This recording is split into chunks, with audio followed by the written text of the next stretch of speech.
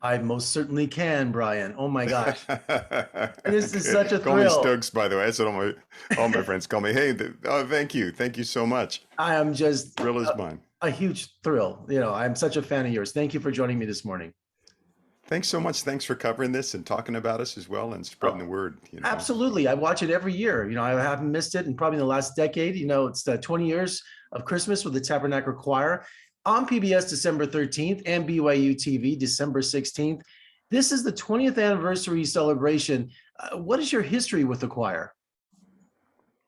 The first time I performed with them, I think was about 15 years ago, actually. It was for not the Christmas concert, and then they brought me back a couple of years later to join them for the Christmas concert. And I've been going back and forth between New York and Salt Lake City since, and I've performed with them on a number of different occasions. And I just love performing with all of these artists, this incredible orchestra, Mac Wilberg, their conductor.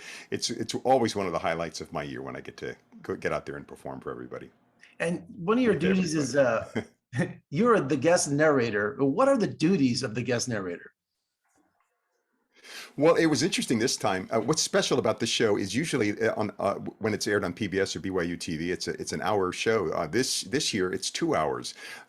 What was kind of special about it is, we were talking beforehand about what the show should be, and we all, I think kind of came up with the idea together that it should be kind of a little bit of an under the hood show. You kind of get to see backstage what it looks like to put a show together, where the choir rehearses. You get to see a lot of parts of the auditorium that you normally wouldn't get to see. And it's an auditorium that seats 21,000 people, by the way. So the space on its own is quite remarkable.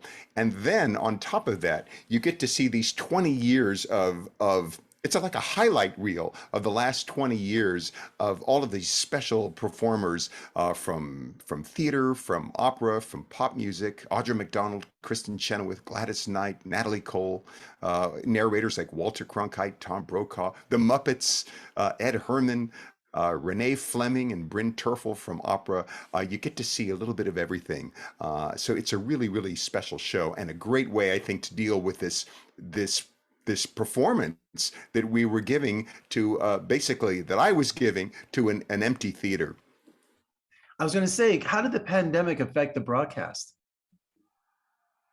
It was a real challenge, actually. I have to say, to kind of put this show together. We were dealing with kind of I would say a skeleton crew of television crew, but still, that's 30 or 40 people, especially in a place this large. The challenge was how to make it feel immediate, and I think that's when the idea of using all of this footage from the last 20 years came in. And also, we did some magical things on the show as well. There are three new performances that have never been seen. One of them is a song that I did with Mac Wilberg. That's What Christmas Means to Me. It's kind of an obscure Christmas song because we were looking for something that was not normally seen, and he and I perform on the piano. I think he ended up orchestrating it as well within the orchestra later on, so you'll hear some of that. And we basically do that on stage to know people in the audience, so you really get a sense of what this crazy, awful time, challenging time that we have all been through together is like.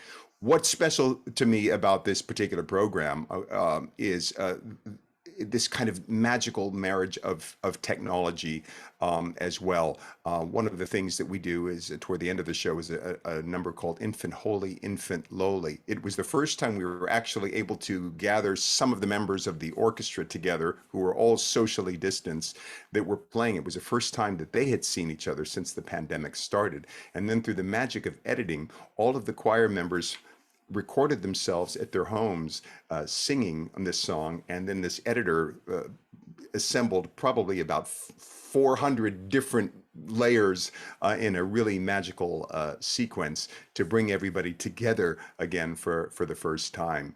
I don't know about you, but this year has been so awful. This next 20 months now have been so challenging for everybody. This is a really great this is a really great place to get reconnected to your joy space, that place that we've been kind of longing for, I think, for a number of months now, and now that we're on, I hope it looks like the rear end of this pandemic. This will get us launched into the new year with optimism and happiness and joy and just a feeling of gratitude for getting through this all. I just got back from New York. I spent 7 days there. I was just working there, and I just got back, and I was thrilled that Broadway is coming back to life. How do you feel about Broadway returning too? I feel so excited. One of the things that I've been trying to do is be at every opening or reopening night that I've been able to here on Broadway. The first show that I went to was the very first preview of a show called Lackawanna Blues, and I hadn't seen it before. And when the lights went down on the audience, an announcement came over the PA saying, "Ladies and gentlemen, you are the first people in at that point 18 months to sit in these seats in this theater." And the theater just erupted into this huge applause because you that's such an unusual thing. The longest Broadway has ever closed down was during 9/11, and we thought we'd never open again, but I think we ended up only being closed for 4 or 5 days, and here we've been closed for 18 months since the beginning of it. We were one of the first segments of the working population to go down, and now are among the last to come back. So it's really nice to see not only all the actors, but the orchestra members, the crew members, all of the backstage people, all of the people that service the theater, and the scenic designers and the scenic shops. All of these hundreds and hundreds and thousands of people, if you take Broadway into consideration as a whole. It's nice to see that everybody's back again and working again, and that audiences are happy to sit in those chairs and feel the energy of a live performance once again. And finally today, I'm a huge musical theater fan, and the highlight of the year for me, excuse me, has to be Tick Tick Boom. And that dinner, and the diner sequence was just amazing. Can you briefly tell me how you got involved with that? Because I was crying to see the who's who that was coming across the screen. Yeah, and that again was another scene that was shot in the middle of COVID. So it was another magical editing moment, because at no one time were, I think, more than 2 people actually on the screen at the same time. And through the magic of editing, they made it look like we were all sitting there at the same moment.